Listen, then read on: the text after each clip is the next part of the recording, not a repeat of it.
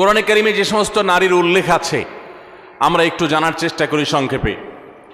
প্রথমেই সবার আগে যার নাম আসে মারিয়াম, যার আলোচনা কোরআনের পৃষ্ঠায় পৃষ্ঠায় পাড়ায় পাড়ায় সুরায় সুরায় রয়েছে, বিভিন্ন জায়গায় জায়গায় আল্লাহ তাআলা করেছেন। সেই মারিয়াম তিনি হলেন গোটা পৃথিবীর কিয়ামত পর্যন্ত আগত আমাদের সকল মা বোনদের জন্য সবচেয়ে উজ্জ্বল উদাহরণ, সবচেয়ে উজ্জ্বল দৃষ্টান্তগুলোর একটি। কোরআনে মারিয়ামের পাশাপাশি আমাদের মা, মুমিনদের মা উম্মুল মুমিনিন নবীপত্নী আয়েশা রাদিয়াল্লাহু তাআলা আনহা, তার সম্পর্কে সূরা নূরে কয়েকটি আয়াতে আল্লাহ রাব্বুল আলামিন আলোকপাত করেছেন। আমরা অনেকে জেনে থাকব আয়েশা রাদিয়াল্লাহু তাআলা আনহার চরিত্রে কালিমা লেপনের অপচেষ্টা এবং ঘৃণ্য কর্ম করেছিল মুনাফিকরা। আল্লাহ রাব্বুল আলামিন তার পুততা, পবিত্রতা, তার সতীত্ব এবং তার ব্যাপারে যে মিথ্যা অপবাদ দেওয়া হয়েছে সেই মিথ্যা অপবাদ এবং ষড়যন্ত্র সম্পর্কে কোরআনে কারিমে অনেকগুলো আয়াত নাজিল করেছেন। একজন নারী তার চরিত্রে কালিমা লেপন করার অপচেষ্টা যখন করেছে কিছু সমাজের ঘৃণ্য পুরুষেরা, মুনাফিকেরা, আল্লাহ রাব্বুল আলামিন তার চরিত্রের পুততা পবিত্রতা প্রকাশ করবার জন্য, ঘোষণা দেবার জন্য কোরআনে কারিমে অনেকগুলো আয়াত নাজিল করেছেন। একজন নারী হিসেবে, একজন মুসলিম মেয়ে হিসেবে এই ঘটনা নিশ্চয়ই আমাদের জন্য আনন্দদায়ক, এই ঘটনা নিশ্চয়ই আমাদের জন্য প্রেরণাদায়ক। কোরআনে কারিমে আল্লাহ রাব্বুল আলামিন ইব্রাহিম আলাইহিস সালামের স্ত্রী হাজরা এবং সারা আলাইহিমা সালাতু ওয়াস সালাম তাদের সম্পর্কে আল্লাহ রাব্বুল আলামিন আলোকপাত করেছেন। নাম সরাসরি উল্লেখ করেননি, কিন্তু আলোকপাত হয়েছে। কোরআনে কারিমে জাকারিয়া আলাইহিস সালামের স্ত্রীর আলোকপাত হয়েছে, মুসা আলাইহিস সালামের মায়ের আলোচনা হয়েছে, কোরআনে মুসা আলাইহিস সালামের বোনের আলোচনা হয়েছে, কোরআনে মুসা আলাইহিস সালামের স্ত্রীর আলোচনা হয়েছে যিনি ছিলেন শুআয়ব আলাইহিস সালামের মেয়ে, কোরআনে ফেরাউনের স্ত্রী আসিয়ার আলোচনা হয়েছে, কোরআনে বিলকিসের আলোচনা হয়েছে, কোরআনে ঈসা আলাইহিস সালামের নানি ইমরাতে ইমরান মারিয়ামের মায়ের আলোচনা হয়েছে, কোরআনে আইয়ুব আলাইহিস সালামের স্ত্রীর আলোচনা ইঙ্গিত হয়েছে, এবং কোরআনে উম্মাহাতুল মুমিনিন সমস্ত নবী পত্নীগণ, আমাদের মাগণ, প্রিয় নবী সাল্লাল্লাহু আলাইহি সাল্লামের স্ত্রীগণ, সম্মানিতা স্ত্রীগণ, তাদের আলোচনা হয়েছে। এবং আল্লাহ রাব্বুল আলামিন ঘোষণা দিয়েছেন যে ওয়াজওয়াজুহু উম্মাহাতুকুম, নবী সাল্লাল্লাহু আলাইহি সাল্লামের পত্নীগণ ঈমানদার তোমাদের মা, তাদের আলোচনা হয়েছে। কোরআনে খাদিজা রাদিয়াল্লাহু তাআলা আনহা সম্পর্কে আল্লাহ রাব্বুল আলামিন ইঙ্গিত করেছেন একাধিক আয়াতে। কোরআনে হাফসা রাদিয়াল্লাহু তাআলা আনহা সম্পর্কে ইঙ্গিত রয়েছে সূরা তাহরিমে। কোরআনে কারিমে যায়েনাব বিনতে জাহাশ রাদিয়াল্লাহু তাআলা আনহা সম্পর্কে আলোচনা রয়েছে। কোরআনে আরো বহু নারীর সম্পর্কে আলোচনা হয়েছে। আমরা কোরআনে এত নারীর আলোচনা রয়েছে, এত নারীর ইতিহাস রয়েছে, গুরুত্বপূর্ণ দিক উঠে এসেছে, সেটা আমরা অনেক মুসলিমরাও জানি না। ভাইরা আমার, এর পাশাপাশি আল্লাহ রাব্বুল আলামিন কোরআনে কারিমে এমন কিছু নারীর উদাহরণ তুলে ধরেছেন যারা তাদের অবাধ্যতার কারণে, তাদের নাফরমানের কারণে, তাদের মন্দ স্বভাবের কারণে, তাদের কুফরির কারণে, তারা আল্লাহর অবাধ্য হওয়ার কারণে, তাদের খারাপ পথে চলে যাওয়ার কারণে তাদের করুণ পরিণতি, আল্লাহর শাস্তির মুখোমুখি হতে হয়েছে, পৃথিবীর ইতিহাসে আস্থা করে নিক্ষিপ্ত হয়েছে। তাদের ইতিহাসও আল্লাহ তাআলা তুলে ধরেছেন শুধুমাত্র আমার মা বোনদের জন্য, ইমানদার মহিলাদের জন্য, তারা যেন সেখান থেকে শিক্ষা গ্রহণ করতে পারেন। ভাইরা আমার, কোরআনে কারিমের সূরা তাহরিম গুরুত্বপূর্ণ একটি সূরা রয়েছে। এই সূরা তাহরিমের শেষ তিনটি আয়াত 10, 11 এবং 12, এই তিনটি আয়াতে আল্লাহ রাব্বুল আলামিন চারজন নারীর দৃষ্টান্ত দিয়েছেন। চারজন নারীর দৃষ্টান্ত দিয়েছেন। এই চার নারীর মধ্যে দুজন ছিলেন আল্লাহর প্রিয় বান্দী, দুজন ছিলেন আল্লাহ তাআলার অনুগত, দুজন ছিলেন আল্লাহর একান্ত বান্দী, আল্লাহর প্রিয় মানুষ, আর দুজন নারী ছিলেন এমন যারা আল্লাহর অবাধ্যতায় লিপ্ত হয়েছেন, যারা আল্লাহর নাফরমানি করেছেন, যারা আল্লাহর প্রতি ঈমান আনে নেই, যারা কুফরি করেছে। আল্লাহ রাব্বুল আলামিন ভালো এবং মন্দ পাশাপাশি রেখে আমাদের সামনে উদাহরণ রেখে আমাদের মায়ের জাতিকে সেখান থেকে শিক্ষা গ্রহণ করার, তাদের করণীয় নির্ধারণ করার নির্ধারিত ঘোষণা এবং শিক্ষা দেওয়ার জন্য আল্লাহ তাআলা এগুলো উল্লেখ করেছেন। সূরা তাহরিমের এই 10 এবং 11, 12 শেষের তিনটা আয়াতের শুরুতেই আমরা দেখতে পাই আল্লাহ রাব্বুল আলামিন বলেছেন, দরাবাল্লাহু মাসালাল লিল্লাযীনা কাফারু ইমরাআতা নূহ ওয়া ইমরাআতা লূত, যারা কুফরি করেছে, পৃথিবীতে আল্লাহর প্রতি অবাধ্য হয়েছে, ইতিহাসের আস্থা করে নিক্ষিপ্ত হয়েছে, তাদের নাম নেয়ার মানুষও আজ পৃথিবীতে নাই। তাদের নাম উল্লেখ করা হলে সেটা ঘৃণা ভরে উল্লেখ করা হয়। করুণ পরিণতির মুখোমুখি তারা হয়েছে। আল্লাহর আযাব তাদের উভয়কে দুনিয়াতে ধ্বংস করেছে, সরাসরি আসমানে আযাব তাদেরকে স্পর্শ করেছে, এবং সেই আযাবের সাক্ষী এখনো রয়েছে পৃথিবীতে। রেড সি তার সাক্ষী। পৃথিবীতে আল্লাহ রাব্বুল আলামিন এখনো পর্যন্ত সেই আযাবের আলামত রেখে দিয়েছেন, এবং কোরআনে আল্লাহ ঘোষণা করেছেন আল্লাহর আযাবে ধ্বংস হওয়া জাতিদের জনপদগুলো ভ্রমণ করে তোমরা দেখো এবং শিক্ষা গ্রহণ করো। আমার মায়েরা, আমার বোনেরা, আল্লাহ রাব্বুল আলামিন সেরকম দুজন নারীর কথা বলেছেন। একজন হলেন নূহ আলাইহিস সালামের স্ত্রী, আরেকজন ছিলেন লূত আলাইহিস সালামের স্ত্রী। আল্লাহ তাআলা বলছেন কানাতা তাহতা আবদাইন, তারা দুজন নারী। অবাক করা বিষয় হলো তারা আল্লাহর নাফরমান ছিল, বেঈমান ছিল, কুফরিতে লিপ্ত ছিল, আল্লাহর প্রতি ঈমান আনে নাই, অথচ তারা দুজন নবীর স্ত্রী ছিলেন। নবীর ঘরে থেকেও তারা ঈমানদার হতে পারে নাই। এখান থেকে বোঝা যায় যে আমাদের সমাজে বহু আলেমের মেয়ে, বহু নেককার মানুষের মেয়ে, তাদের পরিবারের মেয়ে হয়ে অনেকে গর্ব করেন যে আমরা অমুক বংশের। এমনকি ছেলেদের বেলাও এই কথা প্রযোজ্য যে কোনো বংশ পরিচয় দিয়ে আল্লাহর কাছে কেউ কোনো মর্যাদা পাবে না কিয়ামতের দিন। আল্লাহর কাছে মর্যাদা পাবে বান্দার কর্ম দ্বারায়, তার বিশ্বাস দ্বারায়, তার আমল দ্বারায়। ইন্না আকরামাকুম ইনদাল্লাহি আতকাকুম, আমাদের মধ্যে কে বেশি মুত্তাকি আল্লাহ সেটা দেখবেন। একজন সাধারণ দিনমজুর, একজন সাধারণ রিক্সা চালকের মেয়ে আপনি, তার স্ত্রী আপনি, একজন সাধারণ মানুষের বোন আপনি, একজন সাধারণ মানুষের পরিবারের সদস্য আপনি। আপনি যদি আল্লাহ ভীরু হন, আপনি যদি মুত্তাকি হন, আপনি যদি গুনাহ পরিহার করেন, হারাম পরিত্যাগ করেন, খারাপ বিষয় পরিহার করেন, আল্লাহর কাছে আপনি সবচেয়ে শ্রেষ্ঠ মানুষ, সবচেয়ে উত্তম মানুষ, সবচেয়ে কিয়ামতের ময়দানের ভিআইপি মানুষ হতে পারবেন। আর যদি পক্ষান্তরে আপনি অনেক বড় বংশ গরিমার অধিকারী হন, কিন্তু আপনার কর্ম ভালো না হয়, এ আয়াত প্রমাণ করছে, তাহলে আল্লাহর কাছে আপনার কোনো মর্যাদা থাকবে না, বরং শাস্তি আপনি এড়াতে পারবেন না। আল্লাহ রাব্বুল আলামিন সেটাই বলেছেন কানাতা তাহতা আবদাইন মিন ইবাদিনা সালিহিন, আমার দুজন নেককার বান্দা অর্থাৎ দুজন নবী নূহ এবং লূত আলাইহিস সালাম, কোরআনে যাদের আলোচনা সবচেয়ে বেশি হয়েছে, যাদের ইতিহাস সবচেয়ে বেশি তুলে ধরা হয়েছে, তাদের মধ্যে এই দুজন নবী অন্যতম। লূত আলাইহিস সালামের এবং নূহ আলাইহিস সালামের এরকম দুইজন আল্লাহ তাআলার নেককার বান্দা এবং আল্লাহর প্রিয় নবী, তাদের স্ত্রী ছিলেন ফাখানাতাহুমা, এরপরও তারা তাদের প্রতি ঈমান আনে নাই, তারা আল্লাহর অবাধ্য হয়েছে, নাফরমানি করেছে। ফালাম ইউগনিয়া মিনাল্লাহি শাইআ, এজন্য তারা নবীর স্ত্রী হয়েও কোনো লাভ হয় নাই, কোনো কাজে আসে নাই। ওয়াকিলা দুখুলান নার মা আদ-দাখিলিন, বরং তাদেরকে জাহান্নামে প্রবেশ করার জন্য পরিষ্কারভাবে বলে দেওয়া হয়েছে, অর্থাৎ তোমাদের কৃতকর্মের দরুন তোমরা জাহান্নামে নিক্ষিপ্ত হও, সেই করুণ পরিণতির কথা তাদেরকে জানিয়ে দেওয়া হয়েছে।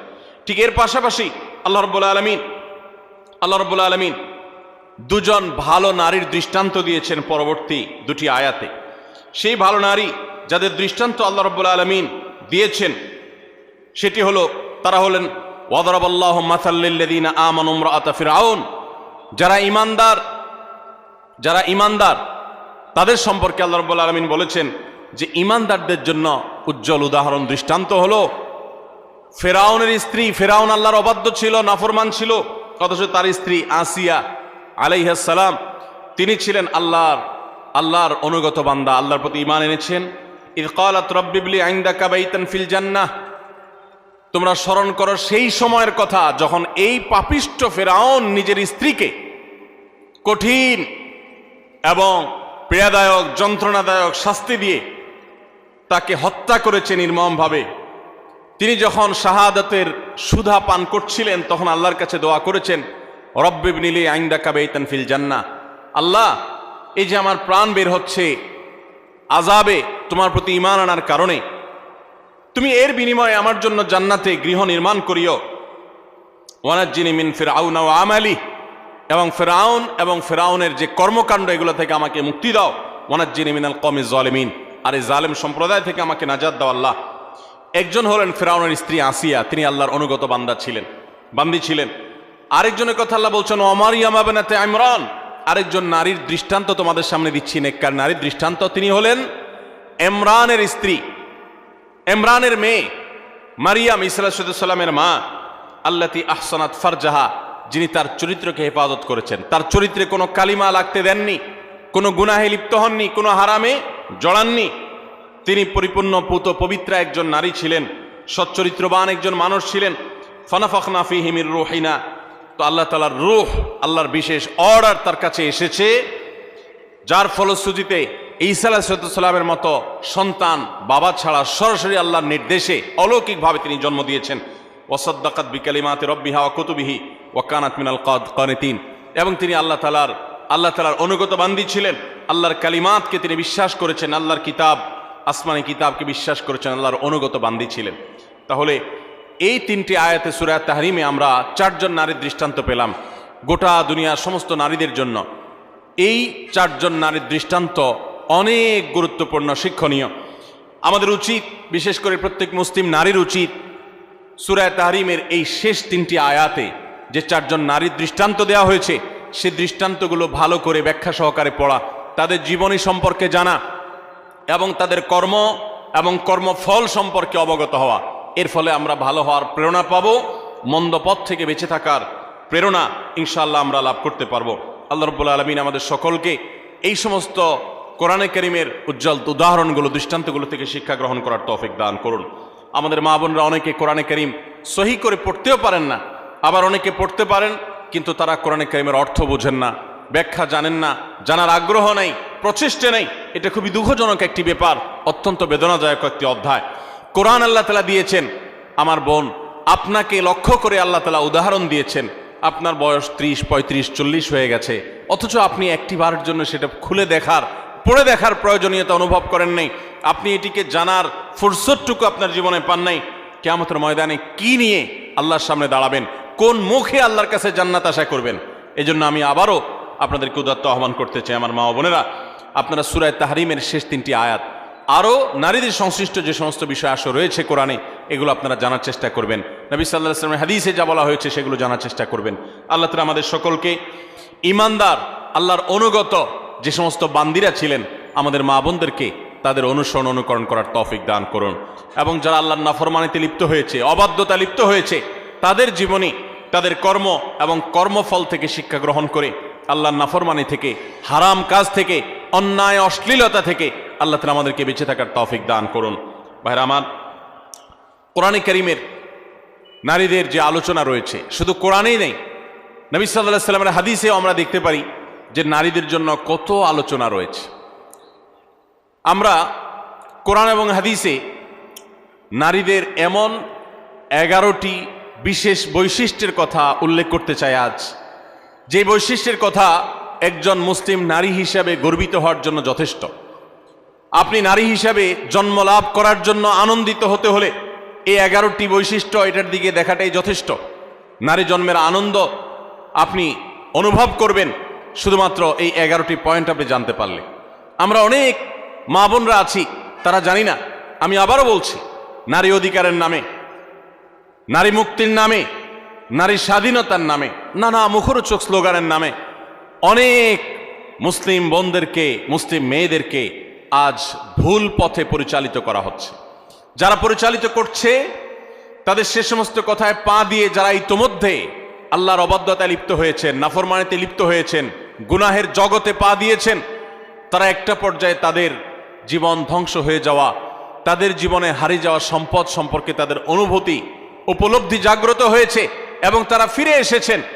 বিশেষ করে পশ্চিমা দুনিয়াতে আমরা তাকালে দেখতে পাই যে পশ্চিমা দুনিয়াতে অহরহ মুসলিম মেয়েরা, অমুসলিম মেয়েরা তারা দলে দলে ইসলামে আসছে এবং সে সমস্ত দেশগুলোতে সবচেয়ে বেশি ইসলাম গ্রহণ করছে নারীরা, পুরুষদের তুলনায় বেশি ইসলাম গ্রহণ করছে তারা। তার কারণ মা বোনরা বুঝতে পারছেন, তারা দেখতে পাচ্ছেন সেখানে যে কিভাবে তাদেরকে ভুল পথে পরিচালিত করা হয়েছে।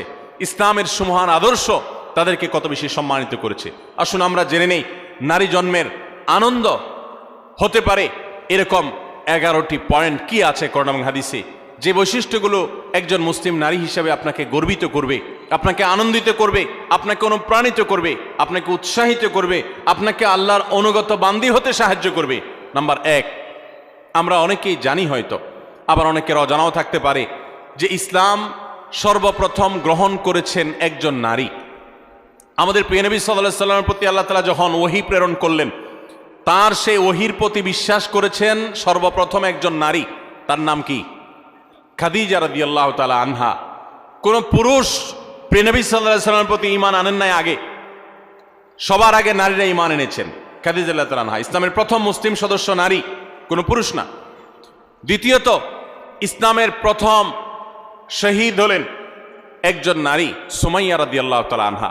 ইসলামের জন্য যিনি নিজের জীবনকে উৎসর্গ করেছেন, ইসলামের জন্য জীবন উৎসর্গ করার মতো এরকম গৌরব, এরকম মর্যাদার অধিকারী হয়েছেন একজন নারী, সুমাইয়া রাদিয়াল্লাহু তাআলা আনহা। ভাইরা আমার, আমাদের মুসলিম মেয়েদের আনন্দিত হওয়ার জন্য, তাদের আল্লাহর কাছে কৃতজ্ঞতা প্রকাশ করবার জন্য এই একটি পয়েন্ট যথেষ্ট, যে ইসলামের জন্য পৃথিবীতে যুগ যুগ ধরে পুরুষরাই সবচেয়ে বেশি তাদের আত্মত্যাগ করেছেন, শাহাদাত বরণ করেছেন, জীবন দিয়েছেন, কিন্তু এর সূচনা করেছেন একজন নারী, এর শুরুটা করেছেন একজন নারী। তিনি ছিলেন সুমাইয়া রাদিয়াল্লাহু তাআলা আনহা, এমন একজন সাহাবী, নির্মমভাবে তাকে শাহাদাতের পেয়ালা পান করতে হয়েছে, আল্লাহর দ্বীনের জন্য তিনি জীবন দিয়েছেন। আমার মা বোনরা, একজন নারী, তিনি শাহাদাতের এই পথ সর্বপ্রথম দেখিয়েছেন, প্রথম পেয়ালা তিনি পান করেছেন শাহাদাতের। এটি কি আমাদের মা বোনদের গর্বের জন্য যথেষ্ট নয়? তৃতীয়ত, প্রিয় নবী সাল্লাল্লাহু আলাইহি সাল্লাম তার জীবনের একেবারে শেষের দিকে এসে অত্যন্ত হৃদয়গ্রাহী যে ওসিয়ত ছিল, তার উপদেশ ছিল, সেই উপদেশের মধ্যে একটি ছিল ফাস্তাউসু বিন-নিসাই খায়রা। ভাইরা আমার, মা বাবা, মুরব্বীরা, প্রিয়জনেরা, তারা যখন মৃত্যুর মুখোমুখি হন, তারা যখন জীবনের শেষ প্রান্তে এসে উপনীত হন, তখন তারা তাদের একান্ত কাছের লোকদেরকে ডেকে ওসিয়ত করেন, উপদেশ দেন, তাদেরকে ডেকে এনে নসিহত করেন। জীবনের শেষ মুহূর্তে যাওয়ার সময় ছেলে মেয়েদের দিকে তাকিয়ে তাদের মাথায় হাত বুলিয়ে অত্যন্ত স্নেহ, পরম মমতার সাথে যে উপদেশ দেওয়া হয়, সেটার গুরুত্ব অপরিসীম।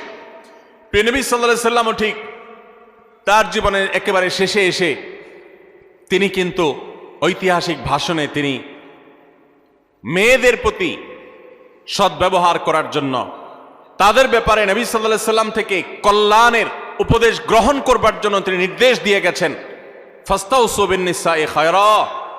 হে দুনিয়ার মানুষ, তোমরা মেয়েদের ব্যাপারে কল্যাণের আচরণ, ভালো আচরণ করার ব্যাপারে আমার কাছ থেকে উপদেশ গ্রহণ করো, আমি তোমাদের ওসিয়ত করে গেলাম।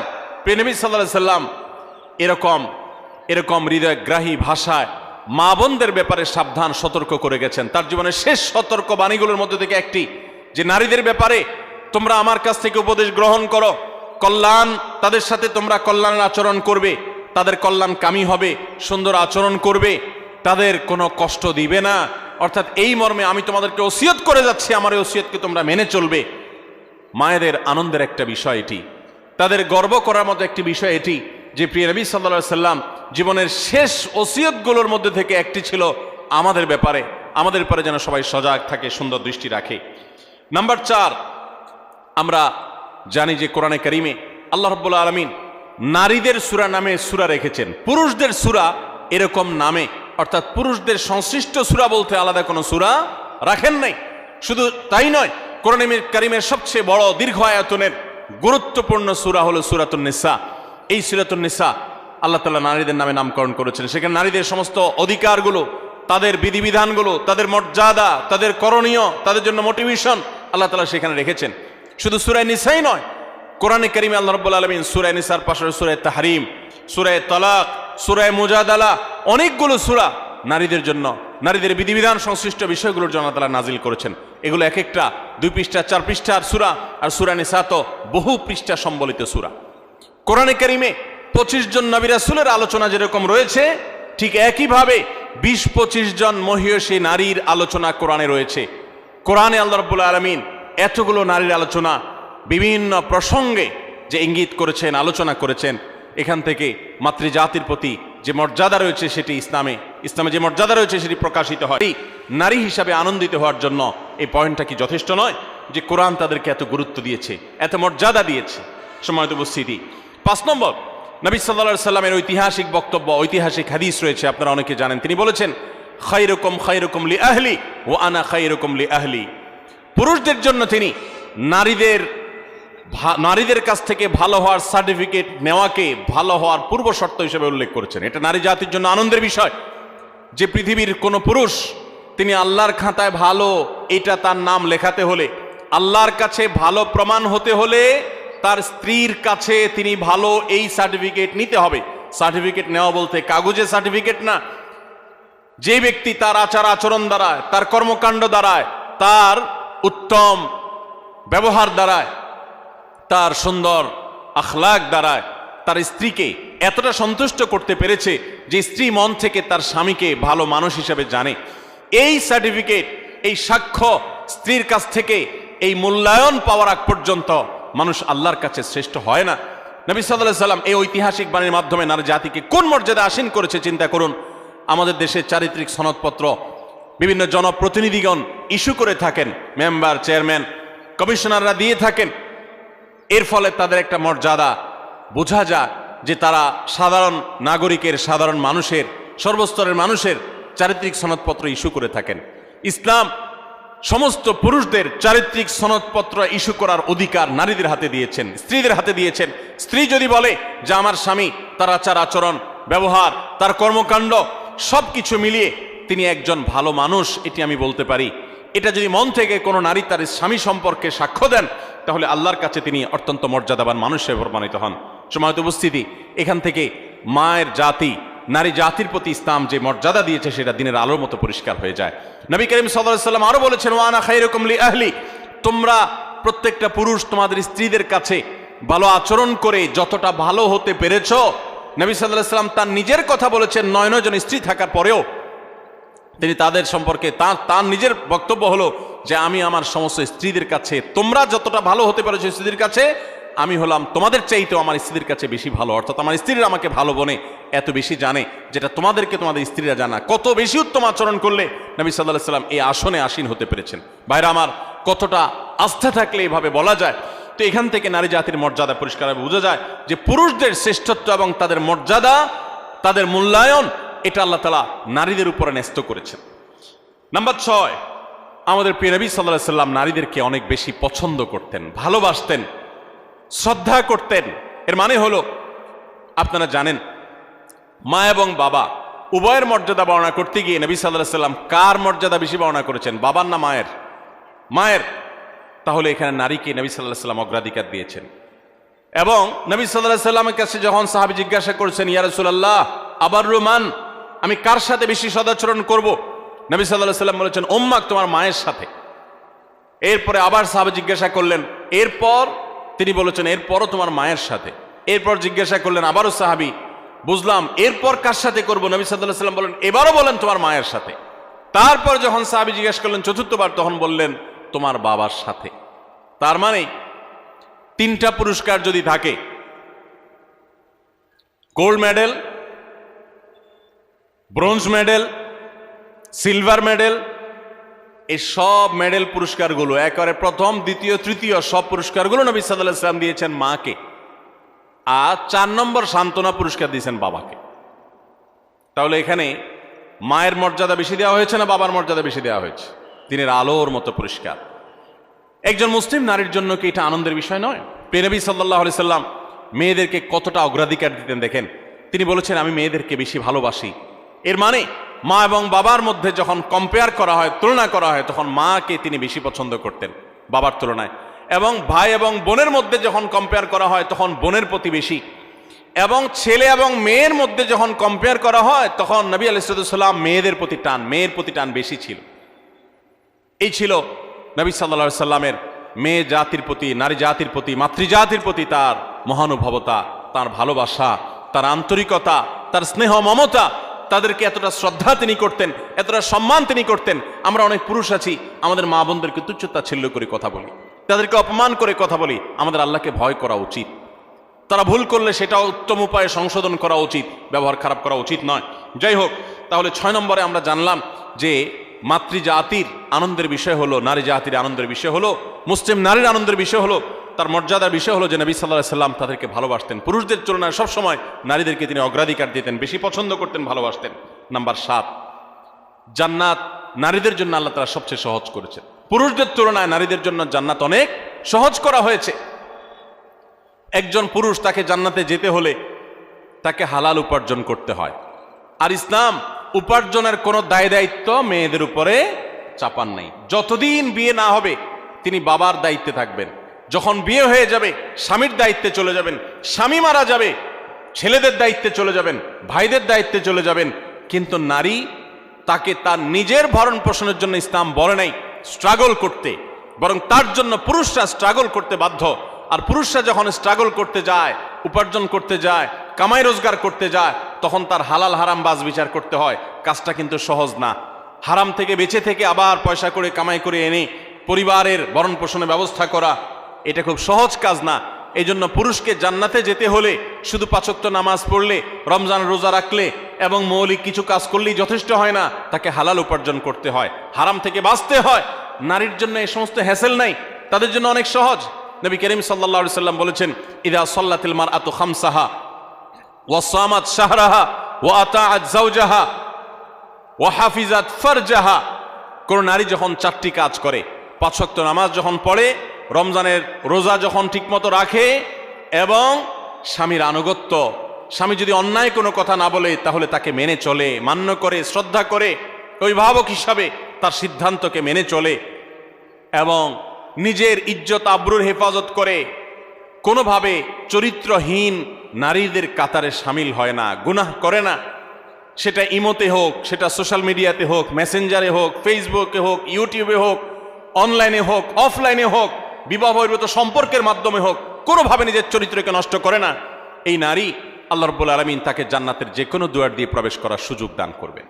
ভাইরা আমার, এই যে মর্যাদা দেওয়া হলো, জান্নাতে প্রবেশ করা তাদের জন্য সহজ করে দেওয়া হয়েছে। 4টি আমল তাদেরকে জান্নাতে যেতে সাহায্য করবে। আর পুরুষ তাকে অনেক স্ট্রাগল করে তারপরে তাকে জান্নাতে যেতে হয়।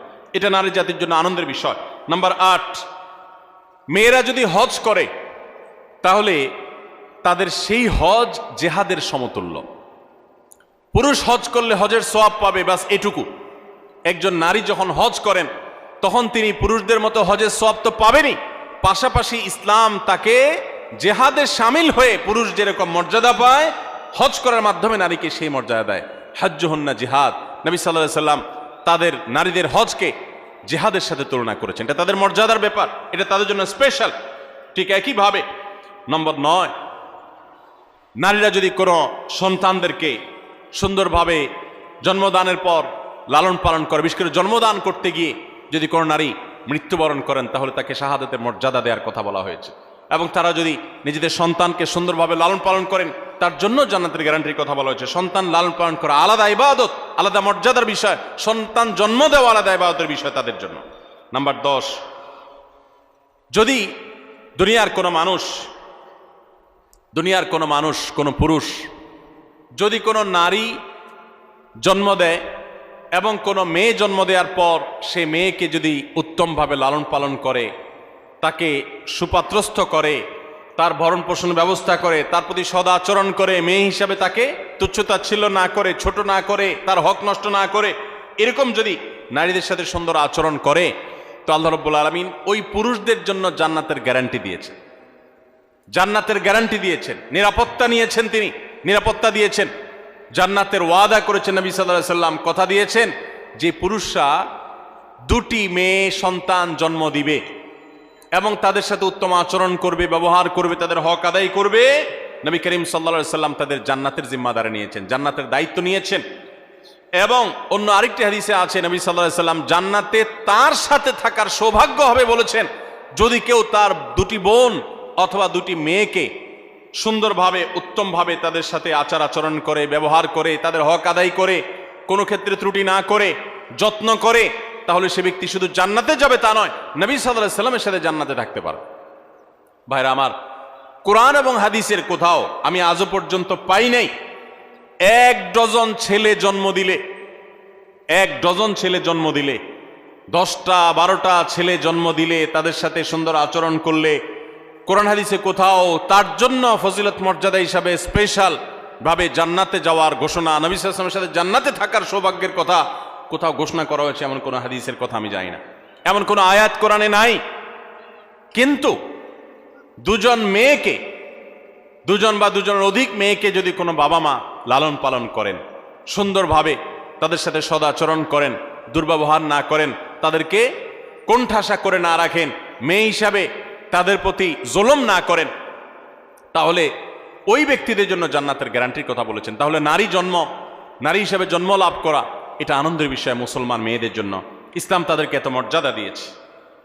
ভাইরা আমার, 11 নম্বর নারী হিসাবে জন্ম লাভের যে আনন্দ আমাদের জন্য রয়েছে তা হলো নবী করিম সাল্লাল্লাহু আলাইহি সাল্লাম পরিষ্কারভাবে জানিয়েছেন, মান বুলিয়া মিন হাদিহিল বানাতি শাইআ, যদি কোনো মেয়ে দিয়ে আল্লাহ তাআলা কাউকে পরীক্ষায় ফেলে দেন। অনেক বাবা আছেন না, মেয়েদেরকে নিয়ে বিপদে আছেন, যে মেয়ে হয়েছে তার এই জন্য অনেক কথা শুনতে হয়। অনেক মহিলা আছে না এখনো, যে একটার পর একটা মেয়ে হয়, সমাজের মানুষ নানান বাজে কথা বলে মূর্খতার কারণে, অজ্ঞানতার কারণে।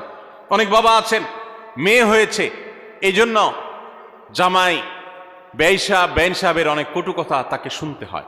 অনেক সময় তালাকপ্রাপ্ত হয়ে মাজলুম হয়ে সে মেয়ে বাবার বাড়িতে ফিরে আসেন। তো কোনো মানুষ, সে বাবা হোক, সে স্বামী হোক, সে ভাই হোক, কোনো মানুষ যদি কোনো মেয়েকে নিয়ে বিপদে পড়ে বা তার কারণে তার মুখটা একটু ছোট হয় বা পরীক্ষায় পড়ে কোনোভাবে, এবং সে যদি এরপরে ওই মেয়ের প্রতি অসদাচরণ না করে, ফাহসানা ইলাইহিন্না, বরং ওই মেয়ের সাথে ভালো আচরণ করে। বাবা, মেয়ে তালাকপ্রাপ্ত হয়ে আসছে, কটু কথা বলে না, ভাইরা খোঁচা দিয়ে কথা বলে না যে স্বামী সংসার করতে পারস নাই, এসে উঠছিস আমাদের ঘরে, বরং তারা তার প্রতি সদাচরণ করে, আল্লাহর ফয়সালা মেনে নিয়ে তারা সুন্দর আখলাক দেখায়। এরকম যদি কেউ করে তো ওই পুরুষদের জন্য, ওই মানুষদের জন্য নবী সাল্লাল্লাহু আলাইহি সাল্লাম বলেছেন, কুন্না লাহু সিতরাম মিনান নার, এই নারী যার কারণে তারা একটু কষ্টের মধ্যে পড়েছে, একটু পরীক্ষার মধ্যে পড়েছে, একটু সমাজে তারা হেয় হয়েছে, জুলুমের শিকার হয়েছে, তো বোনের কারণে, মেয়ের কারণে যে বাবা, যে ভাই এতটুকু কোণঠাসা পরিস্থিতিতে পড়েছেন, এরকম জটিলতার মধ্যে পড়েছেন, তারা যদি সবর করেন এবং তারা যদি মেয়ের সাথে এর কারণে খারাপ আচরণ না করেন, ভালো আচরণ করেন, তো নবী সাল্লাল্লাহু আলাইহি সাল্লাম বলেছেন এই মেয়ে কিয়ামতের ময়দানে তাদের জাহান্নাম থেকে বাঁচার ডাল হবে, জাহান্নাম থেকে বাঁচার কারণ হবে। এর কারণে, এর প্রতি সদাচরণ করার কারণে আল্লাহ তাআলা তাদের কৃতকর্মের কারণে জাহান্নামে যাওয়ার মতো হলেও আল্লাহ তাআলা তাদেরকে হেফাজত করবে। অতএব আমাদের সমাজে যারা এখনো মা বোনদের প্রতি এই ধরনের আচরণ করেন তাদের সাবধান হওয়া উচিত, সতর্ক হওয়া উচিত। আল্লাহ তাআলা আমাদেরকে সেই তৌফিক দান করুন। তাহলে আমরা 11টি পয়েন্টের কথা জানলাম। এই পয়েন্টগুলো থেকে আমরা স্পষ্ট বুঝতে পারলাম যে ইসলাম একজন নারীকে কোন মর্যাদায় আসীন করেছে। ভাইরা আমার, ইসলাম যখন নারীকে এতগুলো মর্যাদা দিয়েছে, ওই সময় নারীর অবস্থা কি ছিল জানেন?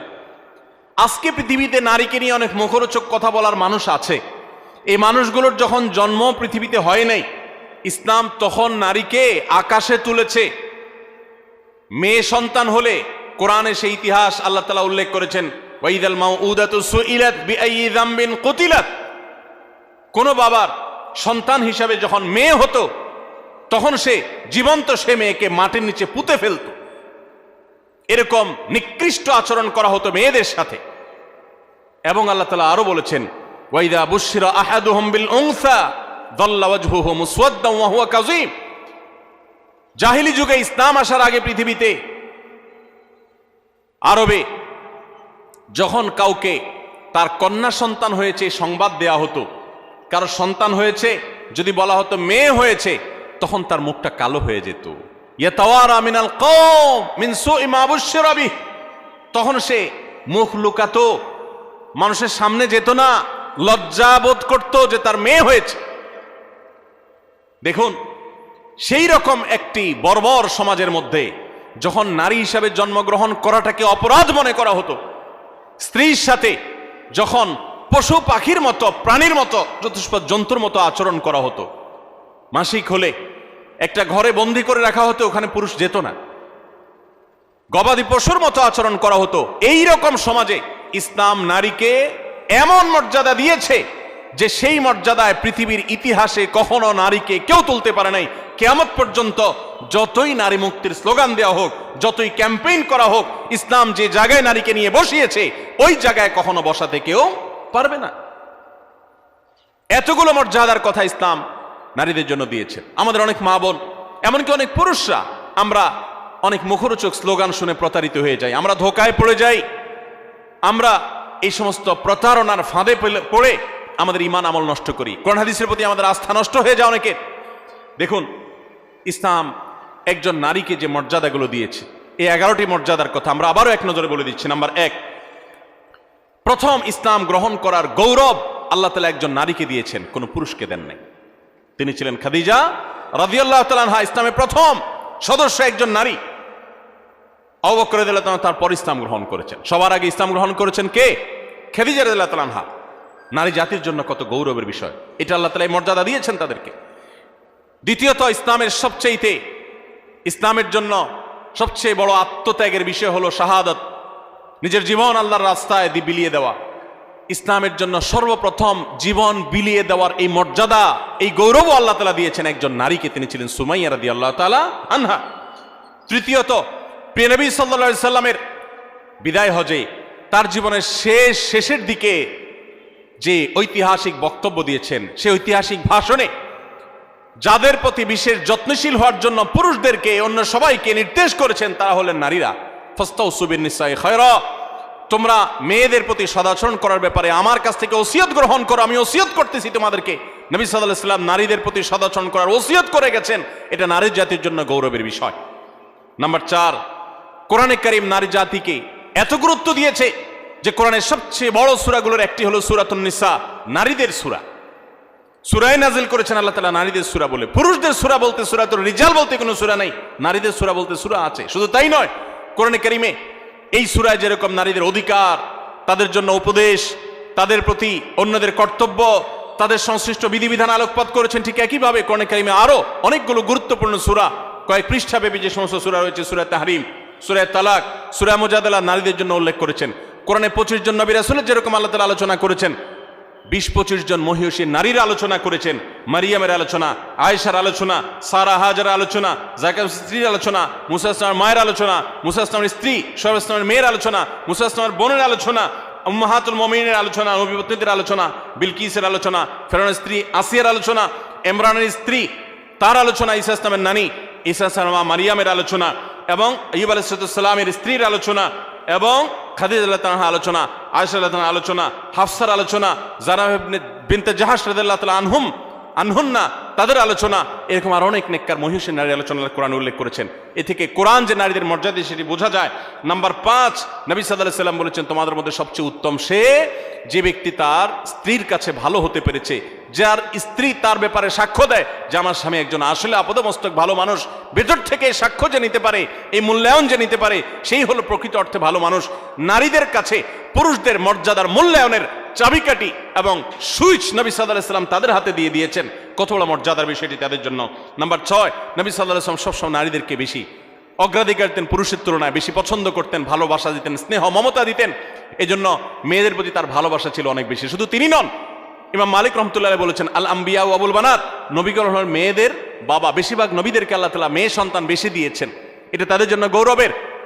এবং এখান থেকে আমাদের শিক্ষার বিষয় রয়েছে। এবং নবী সাল্লাল্লাহু আলাইহি সাল্লাম মা এবং বাবার মধ্যে বাবাকে অগ্রাধিকার দিতেন, এবং মেয়ের মধ্যে মেয়েদেরকে বেশি ভালোবাসতেন। এটা তার সুন্নাহ ছিল, এটা তার অভ্যাস ছিল, তিনি বেশি পছন্দ করতেন তাদেরকে। এটাও নারী জাতির জন্য আনন্দের বিষয়। নাম্বার 7, জান্নাত মেয়েদের জন্য যাওয়া অনেক সহজ, অনেক সহজ।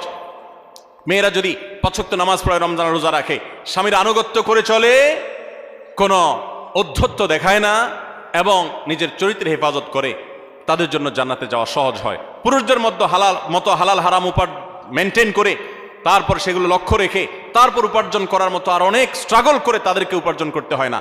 হালাল হারাম উপার্জন করতে গিয়ে পুরুষরা মানুষকে গালি দিয়ে হারাম কামাই করে জাহান্নামে যেতে হয়, মানুষের সাথে মারামারিতে লিপ্ত হতে হয়, অনেক কঠিন পরিস্থিতির মুখোমুখি হতে হয়। এসব হ্যাসেল মেয়েদের জন্য নয়। বরং কোন নারী তিনি যদি সন্তান জন্ম দিতে গিয়ে যদি তিনি মৃত্যুবরণ করেন, তাকে শাহাদাতের মর্যাদা দেওয়া হয়, তাদের জান্নাতে যাওয়ার পথ তুলনামূলকভাবে অনেক সুগম। নাম্বার 8, মেয়েদের হজকে আল্লাহ রাব্বুল আলামিন নবী সাল্লাল্লাহু আলাইহি সাল্লাম জিহাদের সাথে তুলনা করেছেন। তারা হজ করলে সেটা জিহাদের সওয়াব পাওয়া যায়। নাম্বার 9, মেয়েদেরকে লালন পালন করলে পুরুষদের জন্য নবী সাল্লাল্লাহু আলাইহি সাল্লাম জান্নাতের দায়িত্ব নিয়েছেন। শুধু তাই নয়, যদি 2 জন মেয়ে 2 জন বোনকে কেউ সুন্দরভাবে লালন পালন করে, সদাচরণ করে, তাদের প্রতি বৈষম্য না করে, ছেলেদেরকে দিল মেয়েদেরকে দিল না এরকম না করে, বরং ছেলেদেরকে যা দেয় মেয়েদেরকেও দেয়, তাদের প্রতি কোনো হক নষ্ট করে না, ছোট নজরে দেখে না, বৈষম্যের নজরে দেখে না, তাদের প্রতি ভালো আচরণ করে, সুশিক্ষা দেয়, দ্বীনের শিক্ষা দেয়, আল্লাহর সাথে পরিচয় করা, সুপাত্রস্থ করে, কোনোভাবে তাচ্ছিল্য করে না, অবজ্ঞা করে না, এরকম যদি কোনো পুরুষ করে, নবী সাল্লাল্লাহু আলাইহি ওয়াসাল্লাম তার জান্নাতের দায়িত্ব তো নিয়েছেন, পাশাপাশি হাদিসে এও বলা আছে যে নবী সাল্লাল্লাহু আলাইহি ওয়াসাল্লামের সাথে জান্নাতে থাকার সৌভাগ্য লাভ হবে ওই ব্যক্তির। নবী সাল্লাল্লাহু আলাইহি ওয়াসাল্লামের সাথে জান্নাত থাকার সুযোগ পাওয়া যাবে। নাম্বার 10 আর 11 নম্বর এবং সর্বশেষ পয়েন্ট হলো, যে ব্যক্তি তার পরিবারের কোনো মেয়ের কারণে তার মুখটা ছোট হয়, বিপদে পড়ে, তালাকপ্রাপ্ত হয়েছে, জুলুম করা হয়েছে এবং সমাজে তার মুখটা ছোট হয়েছে, সমাজের মানুষ অজ্ঞানতার কারণে, মূর্খতার কারণে তাকে নানান কটু কথা শোনায়, অথবা মেয়েদের ভরণ পোষণ তার উপর বর্তাইছে কোনো কারণে, তালাক হয়ে গেছে, তখন মা, বাপ, ভাই, যারা পুরুষ সদস্য আছেন বা অন্য নারী সদস্য আছেন, সবাই যদি সেই মেয়ের সেই কষ্টের কারণে, মেয়ের কারণে, কষ্টের কারণে বা কোনো প্রকার জটিল পরিস্থিতি পড়ার কারণে যদি সবর করে, ধৈর্য ধারণ করে, নবী করিম সাল্লাল্লাহু আলাইহি ওয়াসাল্লাম বলেছেন কুন্না লাহু সিতরাম মিনান নার, তাহলে এই ব্যক্তির জন্য এই মেয়েরা আল্লাহর কাছে কিয়ামতের দিন জাহান্নাম থেকে মুক্তির কারণ হবে। এত মর্যাদা ইসলাম নারীদেরকে দিয়েছে। ভাইরা আমার, এই বিষয়ে একজন মুসলিম নারী হিসাবে আমাদের আল্লাহর কাছে শুকরিয়া আদায় করা উচিত, আল্লাহর আনুগত্য করা উচিত, আল্লাহর গোলামি করা উচিত, আল্লাহর দাসত্ব করা উচিত, আল্লাহর হুকুমগুলো মেনে চলা উচিত। আল্লাহ তাআলা আমাদের সবাইকে সেই তৌফিক দান করুন। একজন মুসলিম নারী হিসাবে জন্মলাভ করার আনন্দের 11টি পয়েন্ট, 11টি কারণ এবং আনন্দিত হওয়ার 11টি উপলক্ষের কথা আমি তুলে ধরেছি। আরো বহু পয়েন্ট আছে, কোরআন হাদিস ঘাটলে আপনি দেখবেন ইসলাম কোথায় নিয়ে গেছে নারীকে। আমি আবারও বলছি, এখন নারীদের পক্ষে অনেক লম্বা লম্বা কথা বলার মানুষ পাওয়া যায়। বেশিরভাগ যারা নারীদের অধিকার নিয়ে কথা বলে, এদের বেশিরভাগের উদ্দেশ্যই অসৎ, পদ্ধতি ত্রুটিপূর্ণ। নারীদের অধিকার দিতে গিয়ে তাদেরকে রাস্তার বাহির করে ফেলে, তাদেরকে বিপদগামী করে ফেলে। দেখুন, যারা নারীদেরকে অধিকার দেওয়ার কথা বলে, তাদের বাইরে চাকরি বাকরি ইত্যাদির বন্দোবস্ত হওয়ার পক্ষে স্লোগান দেয়, কথা বলে, মনে হয় যে তারা নারীদের উপার্জনের পরে সিরিয়াস। তারা দেখবেন যুবতী নারীদের চাকরি দেওয়ার ব্যাপারে সিরিয়াস। যে সমস্ত নারীরা রিটায়ারমেন্টে চলে গেছেন, বৃদ্ধা হয়ে গেছেন, তাদের দেখার কেউ নাই, এদের জন্য দেখবেন চাকরির পথ এরকম সুগম তারা করতে চায় না, বেছে বেছে তারা ইয়াং মেয়েদের চাকরি দিতে চায়।